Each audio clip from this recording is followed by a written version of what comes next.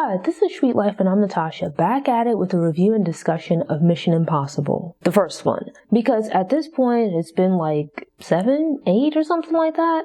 And I've only seen maybe the first 1 or 2 and bits and pieces of the others. There was one that I saw when he was in Russia and that was alright. But the first Mission Impossible, I think, is an absolute classic of an action movie. It's more about than just random explosions, special effects. I won't judge the later movies because I haven't really seen them. But the first one, the first Mission Impossible, really hit the mark for me. It's a combination of an interesting story, great action scenes, good acting. So pretty much you have Ethan Hunt, who is portrayed by Tom Cruise, a special agent. And the gist of the story is that this team has been put together to foil a plot where some bad guys are trying to get the identity of other agents. And so this is apparently like an agent who's gone rogue, who's stolen this information about these agents' identities, or at least is trying to. But the list has been split and separated. It's in different parts of the world. You have one side of the list, which is like their cover stories, their identities, their code names, and then the other side, which is their real identities. And in being able to obtain both of these lists, you'd have the ability to then match them up, effectively being able to reveal the identity of secret agents around the world. And this would mean that the agents would be at risk of having their covers blown, taking into account that agents are usually out in the world moving about under assumed identities, sometimes functioning within like a government agency, a criminal organization. They have contact with people who are within these types of organizations, and they use these covers to gather information to which they can use to foil plots, things along those lines. And because obviously you can't walk into a criminal organization and say, well, I work for the government and I'm here to upset your criminal plans, people might not be inclined to give you the information you want. So agents have secret identities, and it's really important. It's a vital part of their cover that it remain intact, because having their cover blown, having them be identified as secret agents could put them in serious danger. Exposing them as being agents, whether, to criminals or to governments and whatnot, they might seek to kill them or otherwise do them harm as means of protecting their interests or protecting their organization, keeping themselves out of jail, keeping their operations flowing. And so it's vital that this list of agents doesn't get out into the public, or at least doesn't fall into the wrong hands, because the public might not really care. Ethan and his team are tasked with finding this list, right? And foiling these plans. They head to Europe, or however it is that they get there, right? And part of the thing is like manipulation, right? Disguises, putting together these cover stories. And as part of that, Ethan Hunt uses this disguise as an older man. It's kind of cool, actually, right? Granted, this movie came out in 96. The technology back then is different from what we have now, but basically, they had this thing, which watching it now, I thought it was sort of like Google Glasses, like these wearable glasses, which I don't think those ever really took off with Google because they were kind of expensive and for other reasons. Haven't really heard anything about them in years. But anyway, within the movie, they wear these glasses, which it doesn't really seem to have any advanced capabilities, but mostly it functions as like a camera. Right? So you have the glasses and fitted like right next to the lenses, like just a small camera where they can then record or rather broadcast what they're seeing. And so this enables one person to be on the scene, but then the team back at headquarters or whatever it is can then see what they're seeing. And so Ethan Hunt is walking around this party as this older man, transmitting what he's seeing, relaying that information back to the home base, where you then also have a few other agents on Ethan's team who are also in attendance. And they've kind of spread out through this party, portraying these various personas, right? They're helping to surveil the party, relaying information back to the team leader, back to home base. But as the night progresses, everything goes wrong. And pretty much all of the agents on Hunt's team are identified and taken out one by one, really just leaving Hunt as the last man standing. this mission, right? Because they're all kind of contacted in various covert ways. Actually, it reminded me a little bit of like Inspector Gadget, where he'd be out and about, his supervisor would pop up with a note or message or something. It was often like an exploding message. He'd read the assignment, but here you have agents who are out in the field and they'd be working as some other undercover person. Contact is made to pass along information about their next potential mission. You know, you have this kind of iconic thing of your mission should you choose to accept it, and then like the rundown of what the mission is. But here it is that things have gone horribly wrong. Hunt is the last man standing.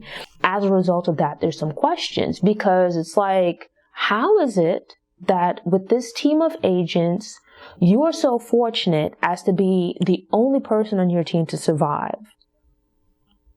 Standing protocol is that should you get caught, your organization is going to deny knowing you, right? You're going to be left out there in the wind by yourself, because the focus is preservation of the organization rather than the individual. And so when things go wrong, there's some questions about his loyalty. Not necessarily that it's assumed that he's the bad guy, but it's like, if everyone else on your team has managed to be killed and in such horrifying ways, and you're the only one to survive, there's some questions.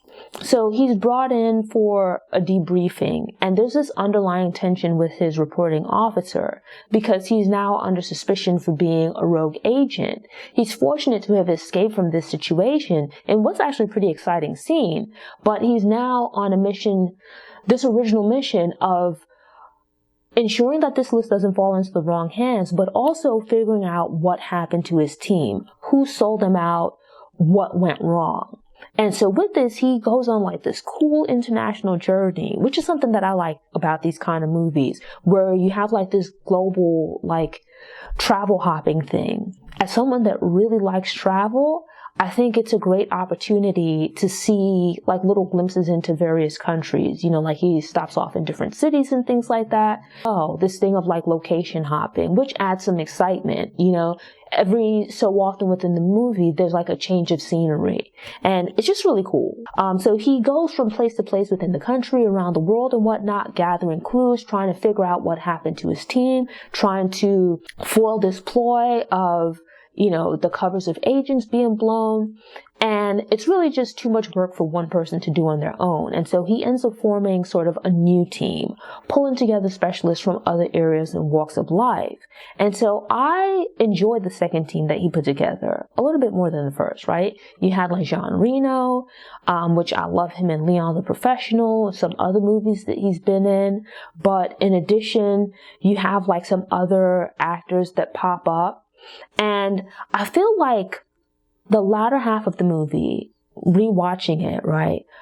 It's really what I remembered most. I feel like it had the most iconic scenes. The most iconic scene for me from Mission Impossible, the first one, is the scene of him trying to infiltrate the CIA, where you have this guy who works in this high security room with all of these security measures in place to check his identity to prevent anyone else from getting into the room. And to see the team kind of work together to circumvent these security measures, like the various ways that they manipulate this guy and his codes to get Ethan into the room, right? To hack into the system, is crazy. The characters make it into this room, which in and of itself is like this tense thing, right? And you have like lasers. He puts like this mirror thing in front of it to redirect the lasers. And you then have this iconic moment of Hunt dropping into the room from this wire from above. And it's like tense because they have to get into the room. But even once you get into the room, it's not like you can just hang back and kick around for a while, right? Because you have to avoid being detective.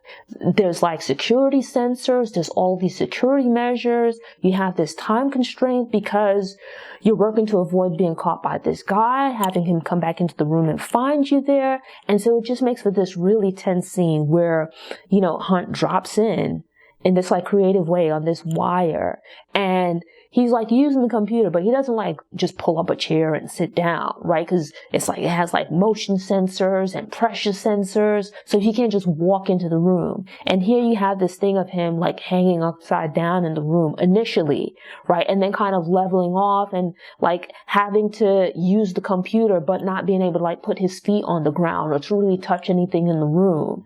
And it just makes for a very exciting scene. It's one of my favorite scenes in Mission Impossible, and I think possibly one of the most iconic action scenes, period. Him being suspended from this wire, trying to hack into this computer. And at the same time, while he's like breaking into the room, you have like these cutaways to this guy who is like, you know, moving about in the building, and there's this thing of, is he going to come back and catch him there? You know, they're trying to like delay him going back to the room. Jean Reno is kind of acting as a counterbalance, and he's up in like in the vent or whatnot, which is how they get into the room. And there's like this mouse, and he's like just dripping sweat, and it's tense and it's exciting. And it's like really edge of your seat, because the first time you watch it through, you're like, oh my God, like I know they're going to get caught, but the excitement just makes it like absolutely iconic. It's one of my favorite action scenes in this movie and in movies general. The covers that they adopt to get in and out of places is exciting, right? Like, it's really cool. To obtain the information they need from this man, you have other people at play as well. You know, so you see like a lady in the cafeteria talking to him, and she squirts some stuff into his cup. The way that they get in and out of the building, you know, by creating like a diversion. And then it's like, once you're in there, you know, first of all, you're trying to break into CIA headquarters. You're a secret agent, yes. You know, that's a super difficult thing. But it's like, of all places for you to be trying to break into. Beyond that, you then have another iconic scene closer to the end of the movie where Hunt makes contact. He's been able to get in touch with some survivors from his original team. And, you know, there's like a double cross and whatnot. Because given how the team was attacked, ambushed really, it has to be that someone did something wrong somewhere along the way and gave them up. And so they're like on one of these like high-speed trains traveling through Europe. They've obtained this list of agents, and they're now prepared to have this exchange. And it just, the scene on the train is just really cool. Like, I've watched film noir and these type of movies where, you know, you have people moving about on the train and stuff like that, but usually it takes place within the train, right? And when you now have this second scene, they take it a step further where you have this fight scene on the outside of the train. This is a high-speed train where they're on the outside, the wind is rushing by, they're hanging on for dear life to the sides of the train, they're like flipping all about and whatnot, and it's just different. You know, imagine like seeing this back in 1996, like watching it now is still crazy. But it's like just this added layer of difficulty that ratchets up the tension, that makes the scene all the more exciting and interesting. And so it's like you have this iconic scene with him having this, Ethan Hunt that is, having this fight on the side of the train, where it's like, you know, he's holding on one side of the train, there's another train coming, and there's this tense moment where it looks like the other train is going to hit him. He manages to grab on at just the right time. And it's like, it gets your heart pounding. The film isn't really a thriller, but it's definitely an action movie, right? Wouldn't say it's a thriller, but it really lives up to this phrase of keeping you on the edge of your seat, right? Because of the action.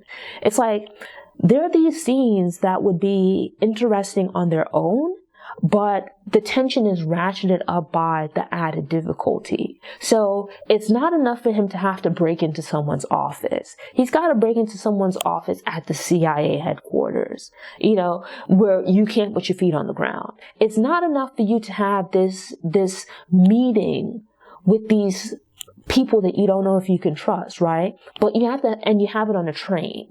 But it's like, and you end up fighting, which happens in movies, but it's like, you have to have a fight on the outside of the train. Absolutely insane. And I think it's still one of the greatest action movies. Thanks for tuning in. To ensure you don't miss any episodes, subscribe to the channel, click the notification bell, and check out my movie review playlist. Go ahead and click the thumbs up button if you like what you saw, and go ahead and share it on social media.